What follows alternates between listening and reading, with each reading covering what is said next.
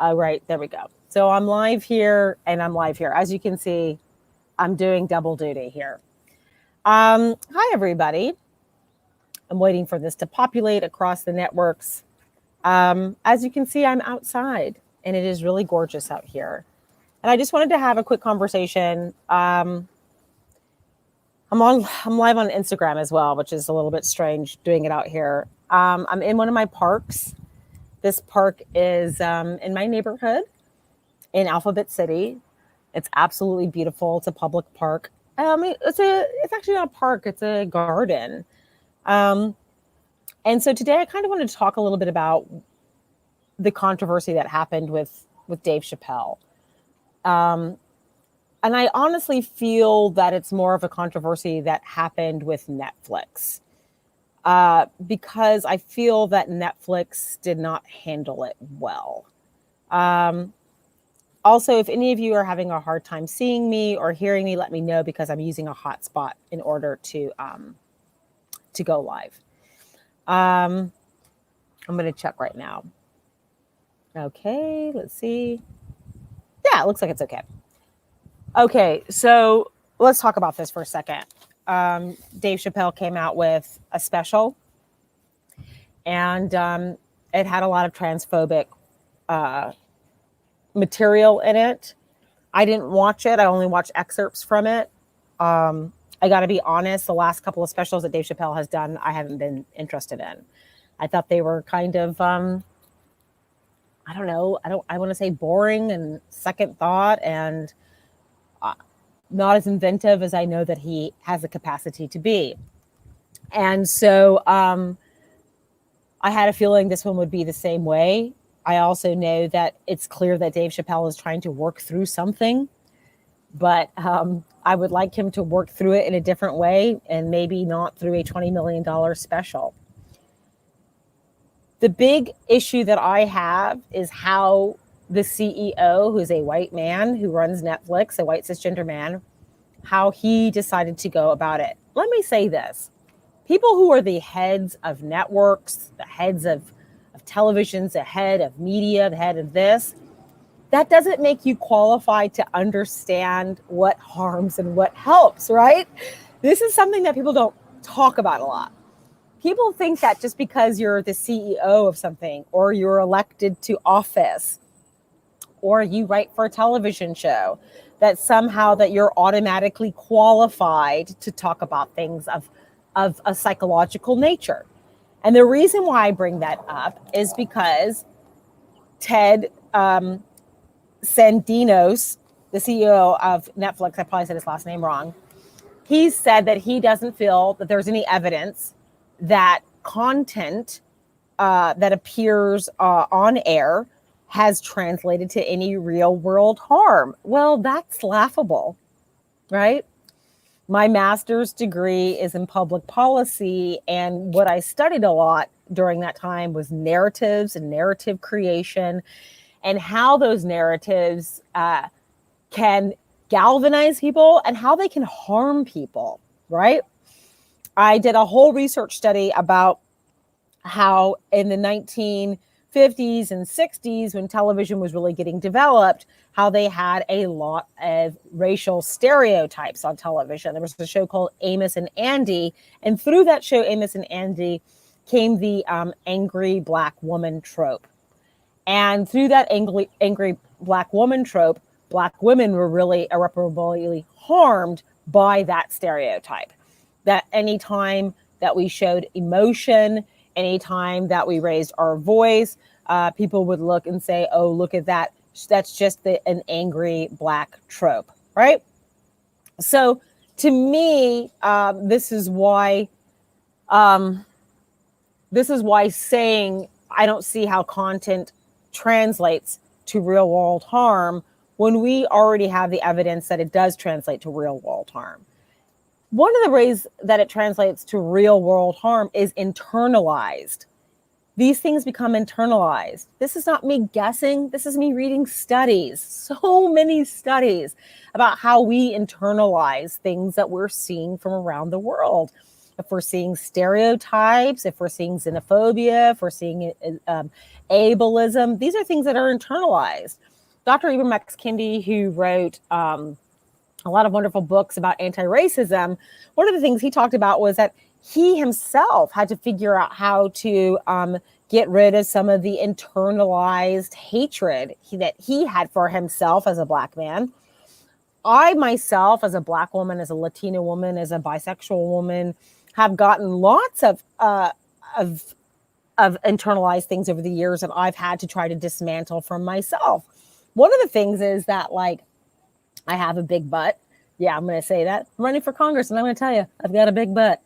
And the reason why I say that is because for years, my body was not in fashion, right? It was still that Eurocentric, very thin, very cis white girl body, flat butt, flat, or big breasts. And my body was not in vogue, shall I say. I used to try to walk differently by trying to tuck my butt underneath it so that people couldn't see it, right? And now, because of J-Lo or the Kardashians, now you see a bunch of people trying to change their bodies to have big butts and to have bigger thighs and things like that. And it's because the images that we see are immediately being imbibed. No one knows that better, mostly, than I would say women, because we're subjected to so many images of what we should or should not look like, especially women like me who were going into the entertainment industry. When I was younger, I wanted to be in the entertainment business. And one of the things that I was told by one of my theater teachers at Florida State University was, if you want to be a lead, if you want to be an ingenue character, you need to lose weight. You need to lose at least 30 pounds or you're not going to be believable as a lead. So to me, it's like she was saying that the images that were going to be put on stage, the images that are on television, I needed to represent what those images look like. And those images at that time were mostly what? Eurocentric looking. Like, my curly hair was not in vogue. My big butt, my thighs were not in vogue. None of that was okay. They wanted me to match the images that we saw on screen. So we know that Ted, the CEO of Netflix, is incorrect. We already know from evidence that the images that we're imbibing, the things that we're hearing, these things are very powerful to us and they're being imbibed. So how does that relate to policy? Ted is stating that this is the policy that his company is having. His company policy is like, hey, basically we're a freedom of speech platform and we're going to put on whatever because they're artists and we give them that total coverage, right? So he's making that his policy at Netflix. He's not really thinking about how his policy might harm some of the people that are working at Netflix. He's not thinking about how some of his policies are hurting people in real life. He's not thinking about how his policies, or even, let's just talk about economics, how it's going to could drive away business for him. He's definitely not. So there's all these factors. That's policy. Policy doesn't always have to be law. Policy can be what can be dictated of what's happening at the top of your corporation. But all of those things, all of these policies need to be thought of when we're talking about how we need to change the culture. We need to change the culture around Netflix thinking that's okay. Listen, art is powerful. Communication is powerful. And we know what positive things that it can do, right? Like when Moonlight came out, to me, I realized I had not seen lots of images of Black gay males, dark Black gay males in the media before. And it was really powerful and it was really beautiful. And for me, it was like a salve to my soul. I can't imagine if I was a Black man, a gay Black man, and I saw those images and I get goosebumps thinking about it. Like, what salve to the soul it is to see that type of representation. And also, for my friends that are in the disability community, they have been subjected to, and I've watched them discuss this over and over again, the amount of ableism that they've seen in the media. And also, just even the incorrect portrayal of people that are in the disability community, because they mostly had non-disabled actors playing them, and they didn't necessarily get the research about it correct or understand how to do certain things. And And so all of those things can participate very terribly in ableism and aspects of that. We also know that the way that immigration is portrayed, or migrants, or or refugees are portrayed, can also have a really harmful effect on how we're viewing migrants and how we're viewing this. The most powerful thing that we have to really worry about is policy and what those policies are saying, whether it's policies and laws that are coming out of Washington, D.C., or policies that are coming out of Netflix, because those are really the things that are helping push what is harming us. And then the content is the after effect of that. So let me say this. We know that certain things can be really beautiful. Like I think about Lil Nas X and his him being so self-actualized, right? We're seeing non-binary people be so self-actualized. To me, these are all things that are incredibly healthy. They are making us feel connected within ourselves, and this is really beautiful. It's a win-win. But back to the things that are harmful and images and symbols. Listen to me. Every dictator that has ever existed, especially ones like I would say Hitler, he understood how powerful symbols can be. This is why he employed Joseph Goebbels to start the Ministry of Propaganda and Public Enlightenment. That's what it was called, okay? Because Hitler actually was an artist for a little bit, and he knew how symbols, and Joseph Goebbels really knew how much symbolism could really either unite people or harm people. And this is the same thing that happened for us with our Civil War. But like putting all those statues around, those weren't to honor the Civil War. They were there for intimidation factors. They were there to say, like, we're the ones that are running this shit, not you. So we know that images, content, all of these things are powerful and can be used to harm. And by the way, Ted, who is the CEO of Netflix, he understands this too, because we have mountains and mountains of evidence of this. One of the newest pieces of evidence that we got was with Facebook. Facebook, there's been some whistleblowers that have come out to talk about some of the self-harm that teenagers have been going through because of the images that they're seeing on Instagram and on Facebook. They're seeing things from influencers, like their bodies and the money they have and the bags they get and the clothes they get. That's content, right? This is produced content on social media, and people are ingesting it, and it is causing real world harm. We know this because we saw that there was a report that came out about how many teenagers were feeling depressed and suicidal from the images, the content that they were seeing online. So we already know that there's plenty of images, and there's plenty of content, and there's plenty of studies that show us that content can be very harmful. So this is the last thing I'm going to say. How does this all relate? Someone said Netflix are pros at communications, right? At least they should know about their influence. Absolutely. And I'll say that Netflix is trying to guard themselves. Perhaps they're trying to guard themselves against the lawsuit or something. Netflix has internal documents and data, right? Something that Republicans do too. I've talked about this a lot. Republican think tanks are very conscious about symbolism, about content, about what's being put out there, because they know what a powerful effect it has on people. The whole QAnon phenomenon of cult, they were getting galvanized through images, through content that was put online.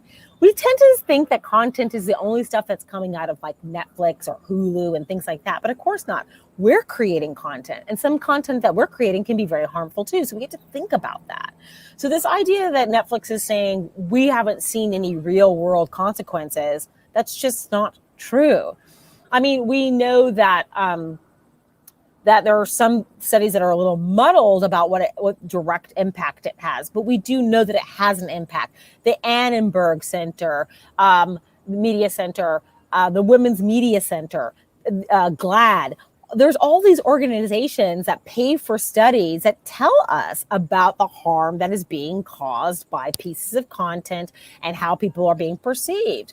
Raquel Willis, I'm sorry if I said Raquel's last name wrong. She's a transgender woman who put out something that was, to me, so perfect, which she said that in the 1930s, when a really incredibly racist movie came out called Birth of a Nation, and it was screened at the White House. When it came out, lynchings went up, because you see, that is how powerful images can be. I've actually watched Birth of a Nation. I had to watch it for one of my classes, and it's horrifying, right? And the guy that wrote it, WD, I can't remember his name right now because I'm tired, but he knew what he was doing. He was purposely making it seem like that Black people were attackers, that they were aggressors. And so he wanted to purposely put those images in there, okay? So we already know that we have so many studies and evidence that shows that these are real world harms. Now, what's another real world harm? Okay, I'm going to tell you. When you have white cisgender men in the heads of all these CEO positions at Netflix, over here at Hulu, or on and on and on, they are deciding what they think is harmful or not, when they themselves have probably never been subjected to some of these harms, right? And as I said earlier, just because you're the CEO of a company doesn't mean that you're qualified to make decisions about what does and does not harm people psychologically, unless that's what you have a degree in, right?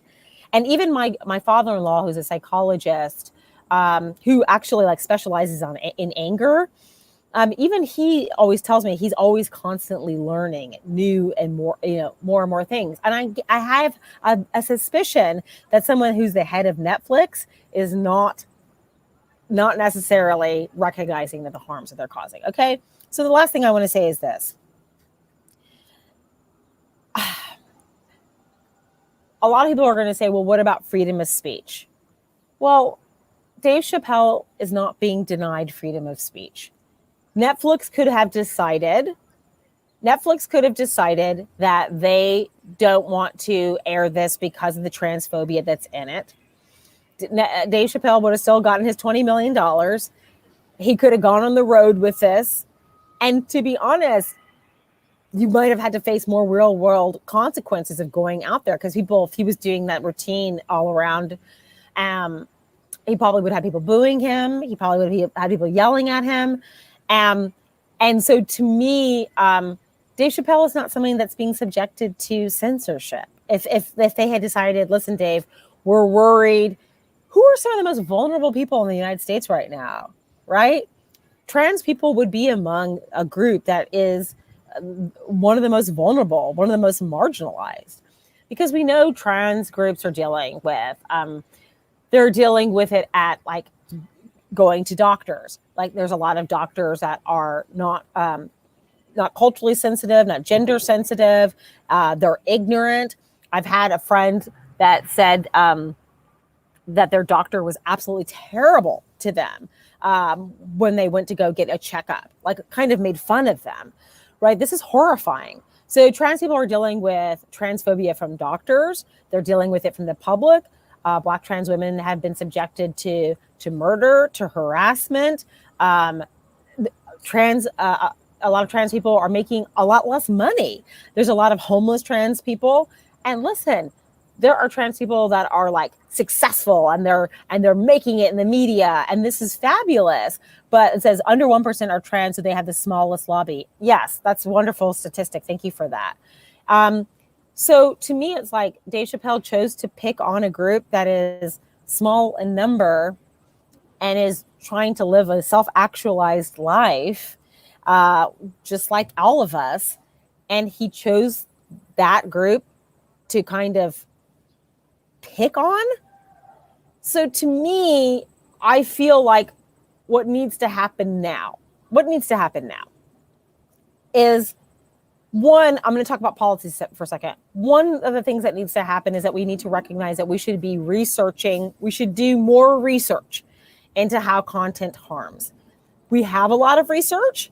Let's get some more research. And then what do we do with that research? Then we start implementing it. We start going to networks and we start saying, listen, we start seeing that when you don't have any Black people on your network, that people feel erased and it's harmful. We already have some of that data, but we go to networks with those data and we say, this is what's happening to people in real life. Like, I will give Netflix credit for one thing. You know, I watched Sex Education. I thought it was a fabulous program. It was really inclusive. They had non-binary characters on there. They had a scene where a disabled man is having sex. And when I read an article about it from a disabled woman, she said, it's the first time I've really seen this. It was really sensitive and beautiful and sexy. And to me, I'm just like, hell yeah, right? So there can be great things that come out of Netflix, right? There has been a few. But what the mistake was here was that maybe the policy, Ted's policy at Netflix, maybe he thought he was infallible because he had been bringing good things to Netflix, right? And he needs to recognize that this is not an infallible policy. It's not a one size works for all. There are some things that need to be looked at to say, could this possibly harm it? Now, I will say this regarding like in literature, there are things called sensitivity readers, and they'll read a book and say, hey, that's racist. And it doesn't have it's racist in a way that doesn't have anything to do with the story. And it's just mean and cruel.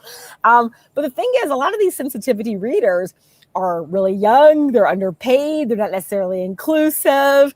I mean, some people, there were sensitivity readers that read American Dirt by a white woman that talked about border issues as if she was a Latina woman. So they kind of missed that, right? So you think that you could have maybe a policy of having people that would be considered like culturally competent people at Netflix that could, but you know what? I bet you at Netflix, there is somebody that said, hey, this is going to be problematic. You might want to think about this, maybe come with a warning label, something. Warning labels don't work, ask Tipper Gore. And they can be very bad. What I'm saying is, bottom line is this. It is naive or maybe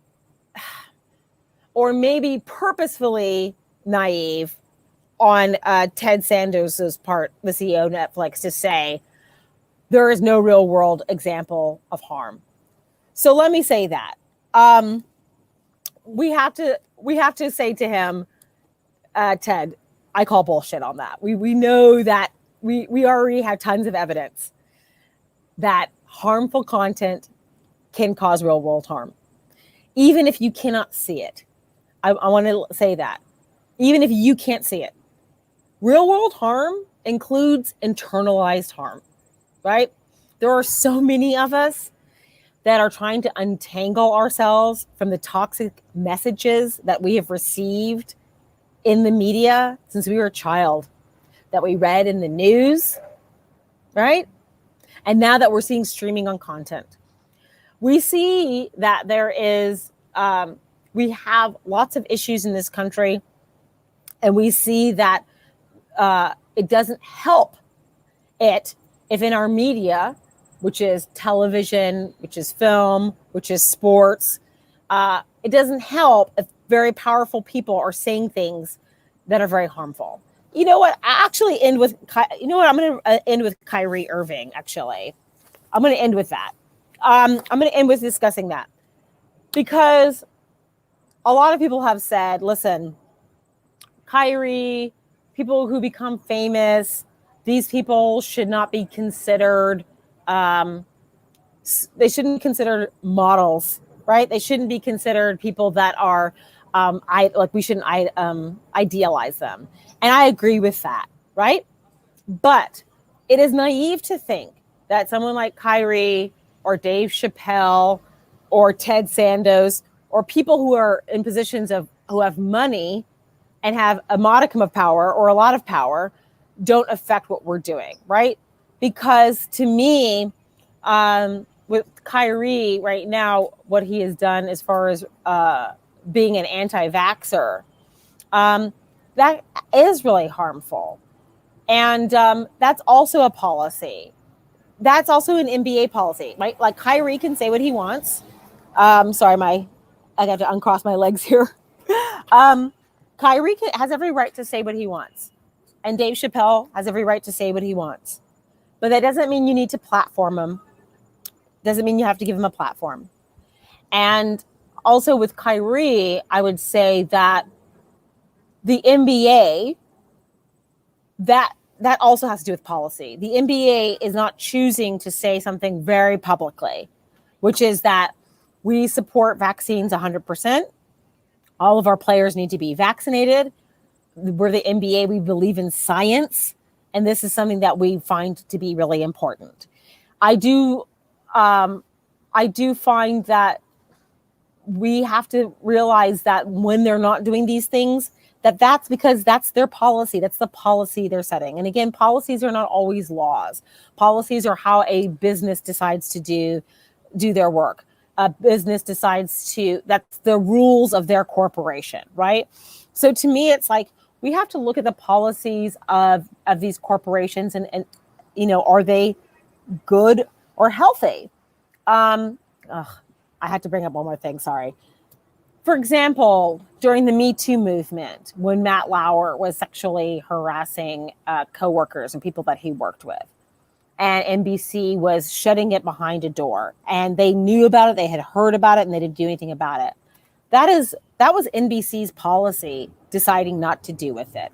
They decided we're going to keep this person safe, and not the person that he's harming.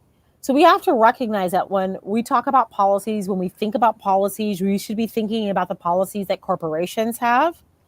And then we have to think about them as far as our laws are going, the laws that I want to work on through Congress. To me, it should be something that is looking at how other businesses are running their corporations. For example, like churches, for example. Sorry, I'm outside. For example, it's New York. A lot of churches, like Catholic churches, a lot of them have been sued over the years, and they had a policy of keeping that internal, that they weren't going to any of the sexual abuse cases that were happening among children. They would take care of that internally. To me, as a person that would like to be elected to Congress, I would say that if that is how you choose to do that, I think that we need to choose to make sure that you no longer have tax breaks. Because if you are not going to handle your business that protects children, that protects people, then why are we giving you tax breaks to harm people and handle it internally as a policy, right? So to me, I want you to see the connection of how these things can work together. Like Time Out was supposed to be an organization that was going to kind of help the government and be a conduit in between government and businesses and hold people accountable. And they didn't, right? Some members of Time Out try to cover up for Cuomo harming women. And that's really grotesque. So to me, one of the purposes of being a representative, a person that works on law, is to look at not just the policies of our laws, but look at the policies that are happening in other corporations and organizations, and look to see, like, if they're allowing harm to happen, why are we as a government entity not crafting laws that then come in to protect? Okay. And that's what I get really excited about for running for office, is because I look at the policies and the potential of where harm can be stopped. My whole raison d'être, I use French, is that I want to make sure that we are creating policies to reduce harm, to reduce the harm of people, and to protect our public health. I think that's so incredibly important. And that's what I'm going to wrap up with. What's happening with Dave Chappelle and Kyrie Irving, what's painful about it, there's lots of things that are painful about it, but one of the things that's painful about it is that this harms our public health, right? If your content can possibly put even one trans person in danger, you've endangered that person's public health, right? So that's what we have to change with the policy. So anyways, it was very good speaking to you all. I will talk to you again next week. I'll probably do a longer thread about about content. And actually, I actually did a whole like hour-long video about narratives and how they can be harmful or how they can be helpful, these types of tropes. And I hope that someone sits down with Ted over at Netflix and says, listen, we have to rethink the policies at Netflix. And I hope someone sits down over at the NBA and says, we have to rethink about how we do some of these policies here. We're supposed to be as a society, we should be looking to protect the public. Okay? All right. You all have a wonderful day. Bye.